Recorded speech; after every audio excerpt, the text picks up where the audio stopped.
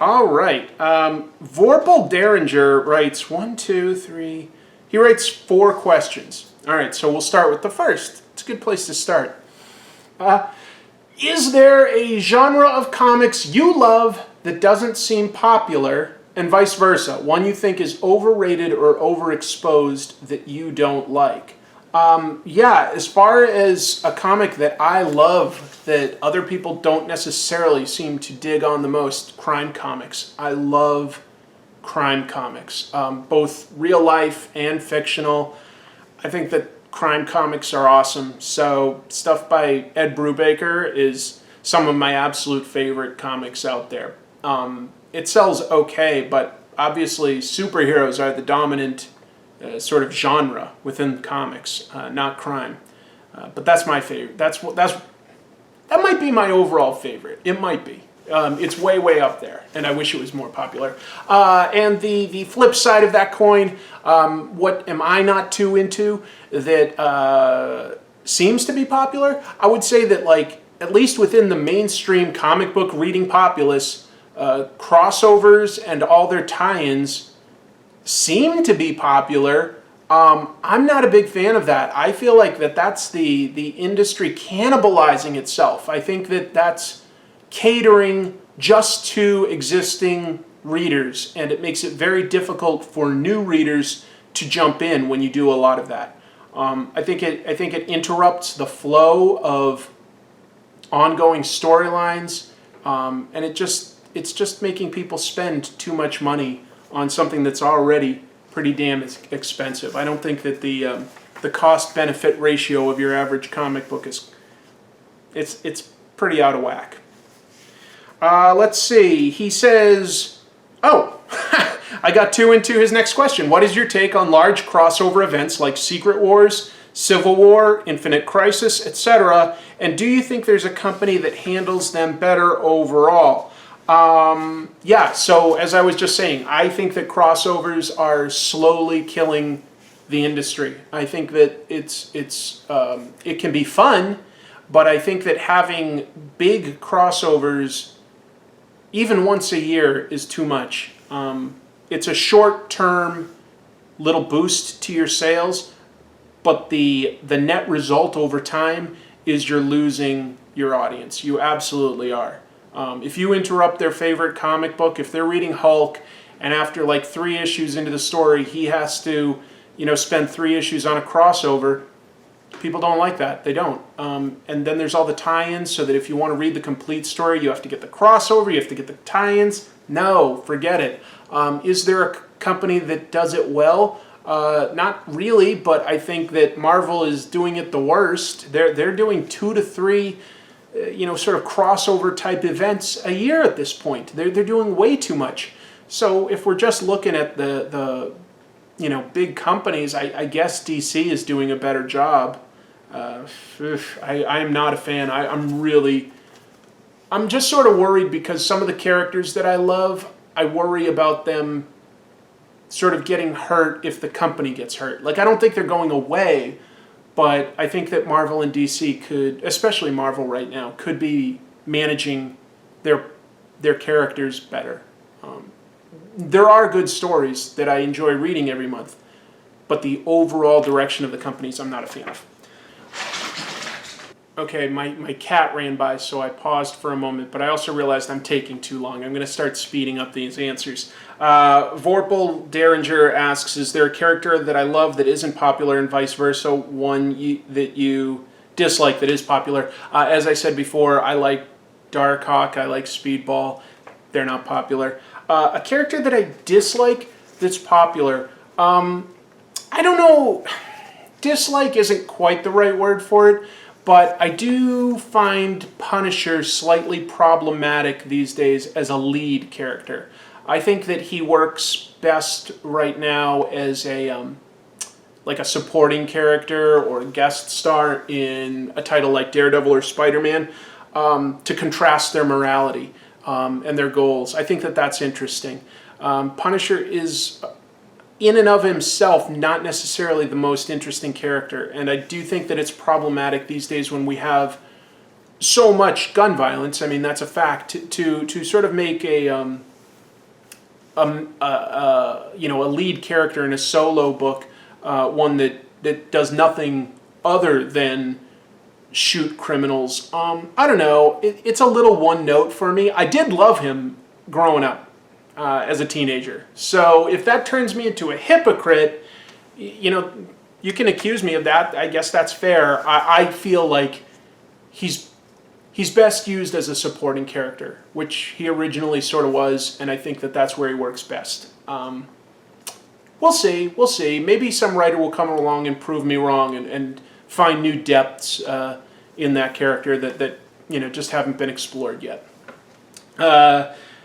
They're everywhere now. Comic book movies. What's one of your favorite comic book movies? I remember Blade fondly and have a soft spot for the 1989 Punisher with Dolph Lundgren. Well, I can understand that. Those are both very fun movies. Some of my favorite comic book movies. Recent stuff like Captain America 2, Winter Soldier. I love that one. The Guardians of the Galaxy movies. I love almost all of the Marvel stuff. Spider-Man 2. Not Amazing Spider-Man 2. Spider-Man 2 by Sam Raimi. I really love that one. I also like some of the stuff that's based on more indie fare, like Persepolis is interesting. Crumb is a fascinating documentary. So is American Splendor. American Splendor is a really good movie. Ghost World. Those are some that I like.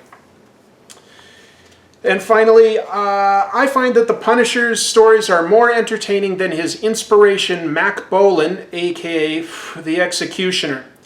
Is there a comic book character based on or very similar to another character whose stories you find more entertaining than the original? I find the Conan comics a little more interesting than the original novels. Kyle Moody writes, who got you into reading comics as a kid, and why do you think you still enjoy them after all these years? I got myself into them, as I said earlier. I was buying them at my local convenience store. I had paper routes when I was pretty young, so some of that money went into the bank, and some of it was spending money, and my paper route ended by the town convenience store. So it was kind of a nice end to my work week, we'll say.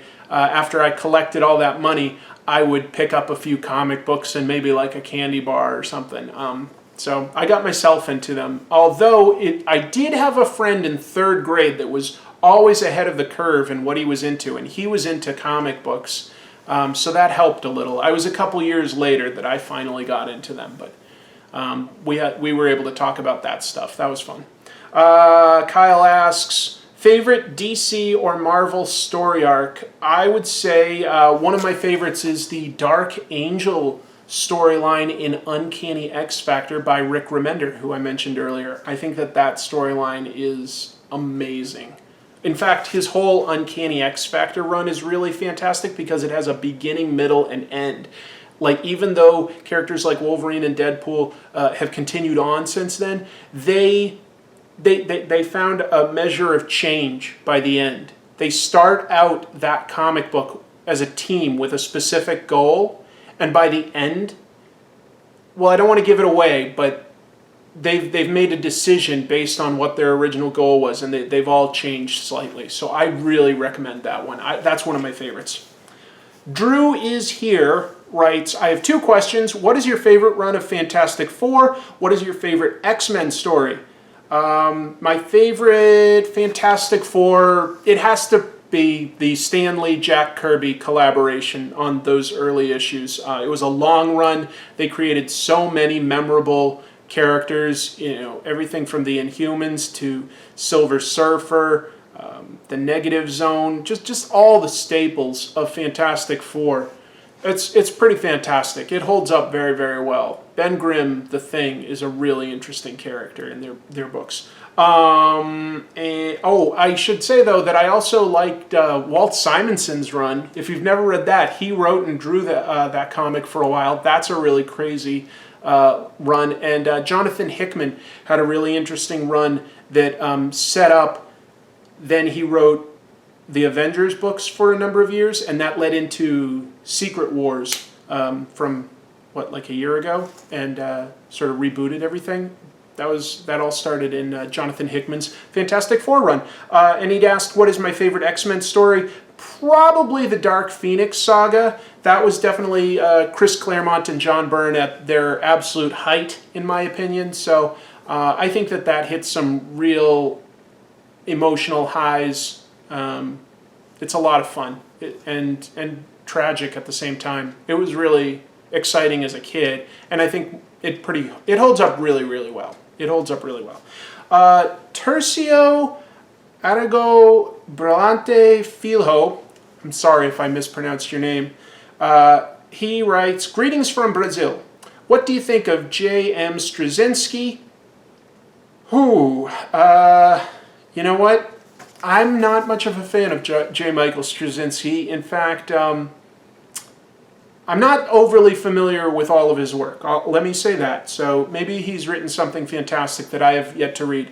But he wrote Spider-Man when I was still reading it monthly, and I had been for a long, long time. And I didn't really care for his take on things, and it got me out of comics for a while. I stopped getting monthly comics regularly. I never quit comics 100%. I would pick up trades or well-reviewed stories, but I would not go to the comic book store regularly for a long, long time. I guess I still don't go to a comic book store regularly.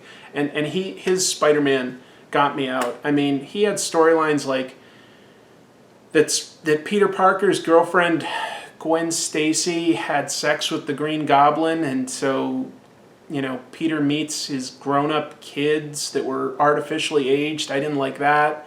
He wrote that weird storyline where Spider-Man gives up his marriage to the devil just so that Marvel could erase that marriage.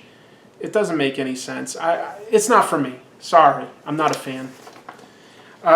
Which one is better, John Romita Sr. or Jr.? Oh my God, that's a tough question. Because growing up, I would have said Junior, but as I've gotten older, I've been able to read more and more John Romita Sr. stuff, and he's brilliant. I mean, a true master of storytelling, of design, just of so much. I'll give the slight edge to Senior, but when John Romita Jr. has time to draw just like one book instead of like two, because he can draw fast, but when he takes his time, oh man, his work is brilliant. And I do own some original art by John Romita Jr., for whatever that's worth. Let's see. What do you think of those graphic novel collections that form a panel? I'm afraid I don't understand that question. I just don't get it. Do you like Dreadstar? I've only read a little bit of it, but in general, I've liked the little bit that I read. It's sort of like a more metaphysical Star Wars to me. I like Jim Starlin's cosmic stuff quite a bit. I tend to prefer his work on stuff like that involves Adam Warlock for Marvel. But Dreadstar is interesting. It's underrated. And he finally says, last but not least, have you thought of having a Twitter account? I do have a personal Twitter account at Chris Piers, Piers. I'd love to have one for Comic Tropes. Right now, I don't think that there's enough demand to interact with that, and I don't have a lot of time to manage a lot of social media right now. So I probably could be picking up more fans if I was more active in social media, and I just don't have the time. But if you want to follow my personal account, go for it. Mark Lawrence asks, hi Chris, some questions for your upcoming AMA. Number one, your top 5 comic book artists, no particular order. I would say Will Eisner, Sean Phillips, Tony Moore, Mike Mignola, Alex Toth. Let's see, your top 5 comic book runs, any age or length, short series included. Uncanny X Factor by Rick Remender, I mentioned that one earlier. Bone by Jeff Smith, I love that. Why the Last Man by Brian K. Vaughan and Pia Guerra. Let's see, I made some notes here. Oh, Sleeper by Ed Brubaker and Sean Phillips. That's where I discovered Ed Brubaker. I think that's an incredible story. And Amazing Spider-Man by Stan Lee and Steve Ditko. I think that they created something very special there. Let's see, more questions. Do you have a favorite decade for comics? If so, which one? Yeah, the 80s. I think that everybody's favorite decade for comics is when they discovered them because it was all so new. So the 80s. I mean, there's stuff like Watchmen was coming out. The original Secret Wars was a hell of a lot of fun. Crisis on Infinite Earths and the reboot of all that stuff. Just so many good comics then. Oh, to say nothing, excuse me, of like all the good indie stuff that was coming out there. Like I discovered Teenage Mutant Ninja Turtles in the 80s, and that's one of my favorites. What are some of your favorite non-superhero graphic novels? Hellboy, Criminal, Blankets, anything by Guy DeLisle. He writes non-fiction accounts of living abroad. I especially think Pyongyang is fascinating. He lived in North Korea directing an animation studio there for like a year, and then he made a comic book about what it was like to live there. That's a fascinating book. Pyongyang by Guy DeLisle. What else? What are your views on slabbing comic books for protection or profit, or just in general? For profit, I get it. I mean, it's a fact that if you get it slabbed and graded, it's going to sell for more. For protection, I don't know that I really see the point. I think that just bagging and boarding it is plenty good enough. It'll last a long, long time, and this stuff was never really meant to last forever. So it's okay if it eventually withers away. We'll have digital files of everything. Daniel Carhoonan writes, oh, and I should mention, Daniel always promotes this channel through his Twitter. I'm grateful for that. And he makes comic books in Sweden. He's got a book called Snow Manillas that you can get on Amazon. That's about a planet full of snowmen. So you should consider checking that out. Daniel writes, you read G.I. Joe and Transformers comics as a kid? Excuse me? But did you read other comics that were also based on toy lines when you were a kid? Yeah, but none of them were successful or very good. I remember reading stuff like Air Raiders and Dino Riders, just utter crap. Visionaries, that one was sort of good. But yeah, there were a lot of comics in the 80s, especially based on toy lines, and most of them were pretty bad. Randy Watts writes, who would win in a fight, John Byrne or Dave Sim? Congrats on the first year. Thank you, Randy. I would say Dave Sim, because he strikes me as potentially being a little bit crazy. And John Byrne strikes me as being argumentative online, but maybe that's a false bravado. Who knows? But I'm going to go with Dave Sim. Vincent, my friend who writes and edits for the website The Robots Pajamas, sent me a question. By the way, I've written a ton of articles on The Robots Pajamas if you're ever curious. Movie reviews, history of toys, comics, all sorts of crazy stuff. And I've done, I don't know, like 100 or more comic strips, I should say, jokey comic strips about Star Trek called Star Trek Problems. So that's all on The Robots Pajamas. He says, do you think comics will last the next 50 years? Will people be reading paper comic books 50 years from now? I think that comic books will absolutely be around in 50 years. Paper comic books, probably only as a novelty 50 years from now. I find that hard to imagine that they'll still be, you know, it just doesn't sound like it would be affordable. It already isn't very affordable.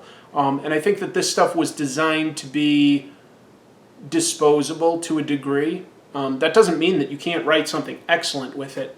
But I think that people's interests are either having something digestible for like a commute or a short amount of time, a vacation break, or to have an actual complete story that they can read all at once. That's why I think trade paperbacks and graphic novels continue to sell very well in bookstores, even as the overall industry ebbs and flows. Roma Ticklin That's a screen name. I'm probably mispronouncing it. Anyway, in what direction do you think the comic book industry is headed? Where will it be in 10 years, 25? Okay, so he's got a second question after that. You know what, it's similar to what I was just saying. I think it's headed towards a lot more digital.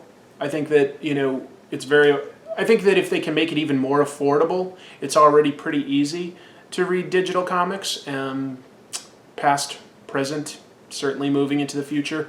I think that we should look to where comic books are popular. I think that that includes full, complete graphic novels in Europe and chapters of books like on a faster weekly basis in England and Japan. They're printed in more just like sort of anthologies that you can pick up every week that have several stories, and then they're collected into collected editions. I think that that model could end up being more popular over here. Maybe printed on something like cheaper newsprint, not meant to last, and then collected in a nicer edition or read digitally. Let's see. He continues, in a time when comic creators have taken on rock star status, merchandising is everywhere, comic companies whoring with Hollywood, there seems to be less focus on the actual product itself, the comic book, which seems to be drowning amidst a sea of money and an industry that's expanding far too quickly for its own good. Just my 2 cents and rant. Okay, that's not a question, that's just a statement. Yeah, I agree. There's a little too much focus on the intellectual property part of it, like thinking of a character or a book as an IP as compared to let's just make a good comic book. That's a noble goal in and of itself. But there will always be talented writers and artists, so even if Marvel and DC totally mess up and go away, there will be people that want to share their stories, and comic books will always be a valid medium to share that.